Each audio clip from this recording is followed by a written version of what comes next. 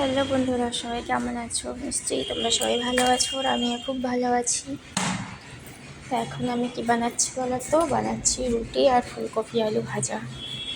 তো এদিকে রুটিগুলো আমি একটা একটা করে বানিয়ে নিচ্ছিলাম। একটা করে বানিয়ে নেওয়ার পর ফুলকপি আলুটা ভাজা বানাবো। ফুলকপি আলু ভাজা খেতে খুব ভালো লাগে রুটির সাথে, তাই ভাবলাম আজকে ফুলকপি আলু ভাজা রুটি বানাই।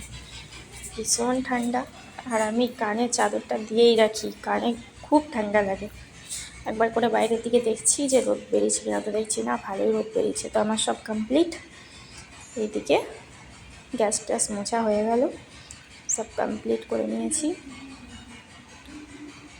সব কমপ্লিট করে নিয়ে এখন আমি ফুলকপি আলু ভাজা রুটি এখন সবাইকে দিয়ে দেবো, আর গরম গরম চা। দেখো এখানে গরম গরম ফুলকপি আলু ভাজা রেডি। তোমাদের কার কার ভালো লাগে ফুলকপি আলু ভাজা এখন এই শীতের দিনে? আমার তো খুব ভালো লাগে। তো চলো আজকের মতো আসি, টাটা।